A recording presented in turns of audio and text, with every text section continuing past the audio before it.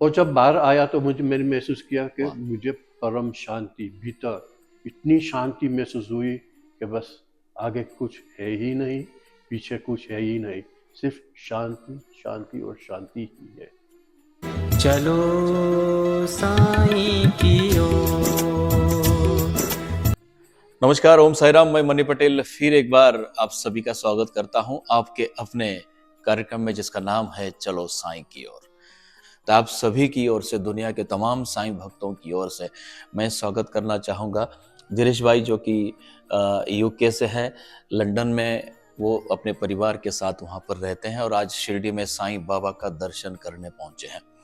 गिरीश भाई, हर साईं भक्त से मेरा सबसे पहला ये एक सवाल होता है कि आप साईं बाबा से कब जुड़े? सभी सुनने वालों को मेरा आत्मा वंदन। ओम साई राम, ओम साई राम। साई, चाहे शिरडी साई बोलो, सत्य साई बाबा बोलो, मेरे लिए तो एक ही है। सत्य साई बाबा के साथ जुड़े 1992 से हूँ। जी। फिर उसके बाद पता चला कि भाई शिरडी में भी साई है, तो बस उनके बाद 96, 97 में शिरडी आने का बारंबार इच्छा हो रही थी। वाह! लेकिन क्यों आना चाहता है आप? शरीर रूप तो टिकट निकालते हैं, प्लेन में बैठते हैं, शिरडी तक पहुंचते हैं, जी। ये तो शरीर रूप में यात्रा चलती रहती है। मगर यहाँ आकर क्यों इतना सुकून मिलता है, क्या बात है! क्यों वाह! आनंद मिलता है, जो घर पे बैठे पे भी नहीं मिलता है। तो यहाँ आके महसूस हुआ कि ये शिरडी साई बाबा मेरा पिछले जन्मों का गुरु रहा है और उनके साथ पिछले जन्मों का नाता है। वाह वाह! तो हर साल कोशिश करते आने के लिए, संभव नहीं होता है, तो जब हमको समय मिलता है तब निकल आते हैं शिरडी साई के श्री चरणों में। वाह! जब आपसे मैंने शिरडी आने के बाद जब आपसे मेरी भेंट हुई, जब मुलाकात हुई, तो आपके बातों में मुझे एक बात समझ आई जो मुझे सीखने जैसी है। आपने गुरु का वर्णन किया। तो जब आप शिरडी साईं बाबा के जब आपने दर्शन किए, तो बाबा को आपने किस रूप में देखा? गुरु के रूप में देखा, किसी संत के रूप में देखा, या किसी भगवान के रूप में आपने देखा? मेरे जीवन की अनुभूति ये रही है जी। कि भगवान को हमने कभी देखा नहीं है, महसूस नहीं किया है, हम्म। तो भगवान का और हमारा रिश्ता बहुत बहुत दूर का रहता है। जी। और ये आज का ज़माने में, ये टेक्नोलॉजिकल एज में, हम सभी को प्रूफ की ज़रूरत रहती कि भगवान जैसी चीज़ है। तो जब तक प्रूफ नहीं मिलता तो स्वीकार कैसे करके भगवान है। बिल्कुल। तो शिरडी साई बाबा को जब भी दर्शन किया तो गुरुदेव के रूप में दर्शन किया, क्योंकि हमारा मार्गदर्शक तो वो ही है। वाह वाह! जीवन में कोई भी संकट आता है, कोई भी समस्या आती है, प्रार्थना करो कि गुरुदेव आप मार्गदर्शन करो। ऐसे नहीं कि वो हमारा समस्या दूर करते थे, नहीं, ऐसा नहीं, ऐसा कुछ मांगा नहीं, बस मार्गदर्शन करो, खुद की समस्या तो खुद दूर कर लेंगे, लेकिन मार्गदर्शन की जरूरत है थी। इसलिए मेरे जीवन में गुरुदेव का होना बहुत ज़रूरी था और आज तक सालों क्या से बात है! गुरुदेव ही मान रहे हैं शिरडी साई बाबा को। वाह वाह! ऐसा कहा जाता है कि अपने जीवन में समाधिस्थ गुरु तो कई होते हैं, जैसे कि साईं बाबा हमारे एक समाधिस्थ गुरु है कि जिन्होंने समाधि ले ली है। तो ऐसा कहा जाता है, जो लोग इसमें ज़्यादा आगे बढ़ चुके हैं आध्यात्मिक क्षेत्र में, उनका ये कहना है कि समाधिस्थ गुरु के साथ एक जीवित गुरु भी होना आवश्यक होता है। तो इसमें आपका क्या विचार है? समाधिस्थ गुरु क्या करते हैं? खुद की अनुभूति से वो आशीर्वाद देते हैं, जी। लेकिन जब भी समय होता है, सही समय, तभी हमारे जीवन का जीवंत सदगुरु का आगमन हो ही जाता है। उनका मतलब ये कि समाधिस्थ गुरु साईनाथ जीवंत गुरु हमारे साथ भेजते हैं, क्योंकि जीवंत सदगुरु हमारा उद्धार कर सकते हैं, हमको आशीर्वाद दे सकते हैं, हमारा मार्गदर्शन करते हैं कि भाई इस मोड़ पे चलो, इस मोड़ आपके लिए खतरा है, वो मत चलो, ऐसा कुछ ना कुछ मार्गदर्शन मिलता ही रहता है। तो जीवन सद्गुरु बहुत बहुत ज़रूरी है हमारी आध्यात्मिक यात्रा के लिए। जी, आपके जीवन में समाधिस्थ गुरु तो साईनाथ आपके हैं, क्योंकि आप आज शिरडी में आप उपस्थित हो। तो आपके जीवन में गुरु के रूप में कौन आए? जब शिरडी आते थे, प्रार्थना करते थे, मोक्ष दे दो, मोक्ष दे दो, मोक्ष दे दो, तो सद्गुरु सबकी अपेक्षा होती है। सबकी अपेक्षा होती है। तो सद्गुरु के रूप में, जीवन सद्गुरु के रूप में उन्होंने श्री शिव कृपानंद स्वामी को हमारे जीवन में भेजा। तो 2001 से शिव कृपानंद स्वामी के श्री चरणों में हम जुड़े। वो सिर्फ और सिर्फ ध्यान योग का प्रचार करते हैं। तो 2001 से आज तक उनके श्री चरणों में हम जुड़े हैं।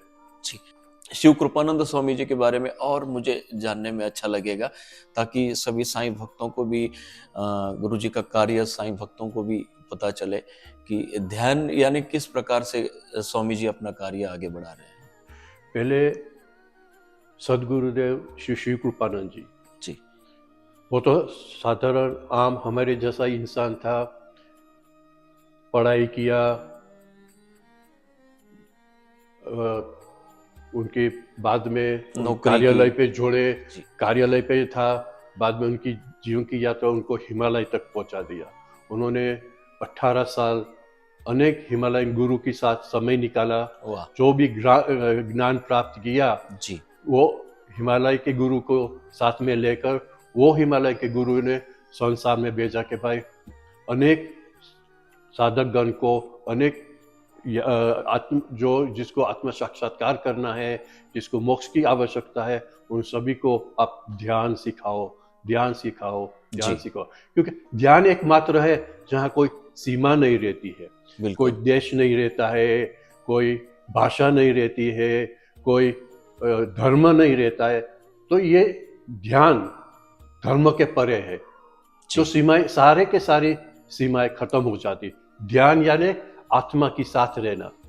सभी मनुष्य आत्मा के साथ रहते हैं तो जी। पशु बदे कुटुंब का निर्वाह अपने आप हो ही जाता है। जी, जैसे तो ये ध्यान का महत्व है। महत्व है। जैसे स्वामी जी ध्यान इस विचार को लोगों तक पहुंचा रहे हैं, दुनिया तक पहुंचा रहे हैं, तो आपके जीवन में ध्यान का कितना महत्व है, आपको उसका कितना लाभ हुआ?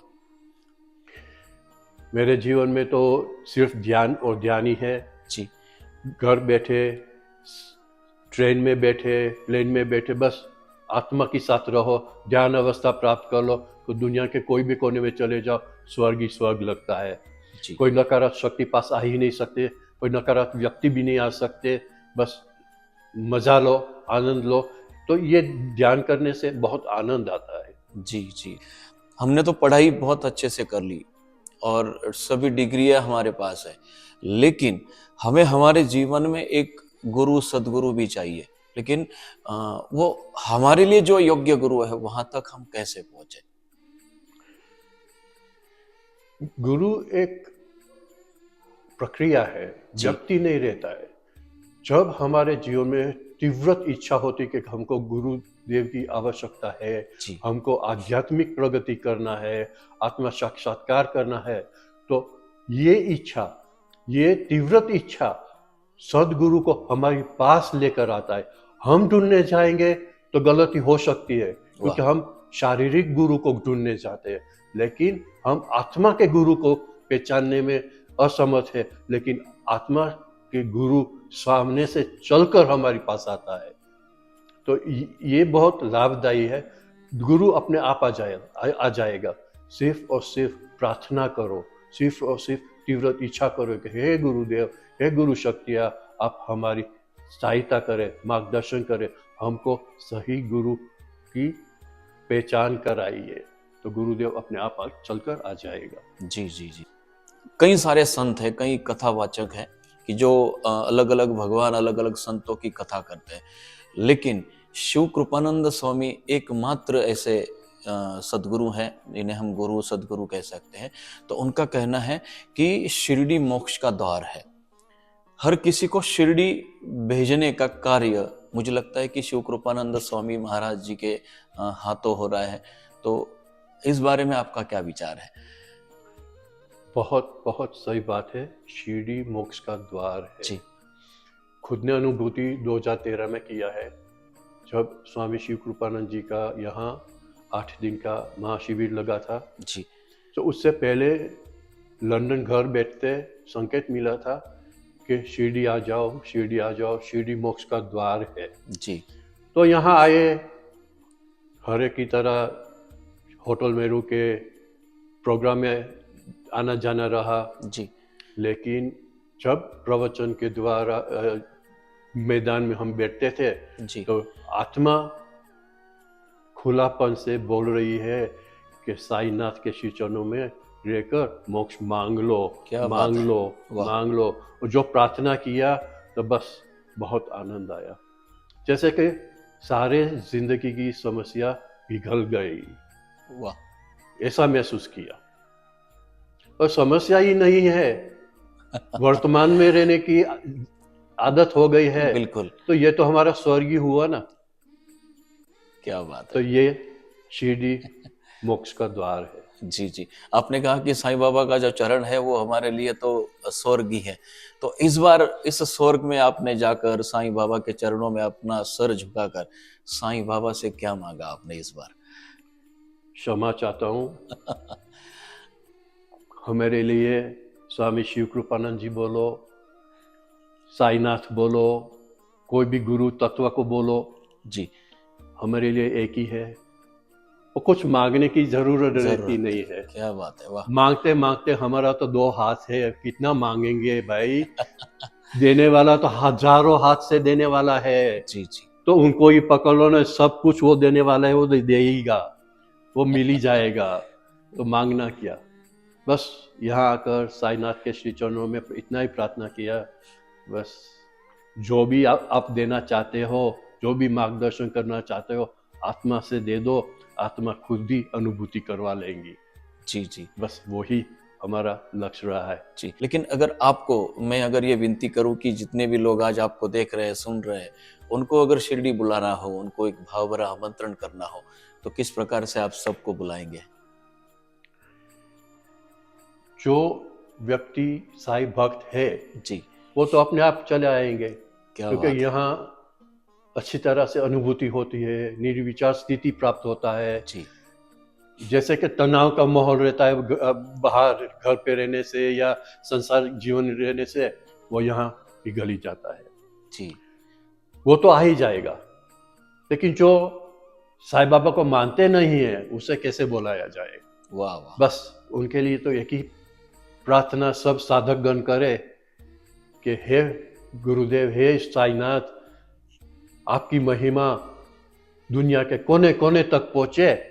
साधक हो, नॉन साधक हो, आपके लिए तो सब एक ही है। एक है, वाह। तो आपकी महिमा सब तक पहुंचाने की कृपा करो। तो ये प्रार्थना के साथ साईं सभी को बुला ही लेंगे। क्या बात है। हमारा कार्य तो क्षेत्र एक ही है, प्रार्थना करो, बाकी करवा तो वो ही लेंगे।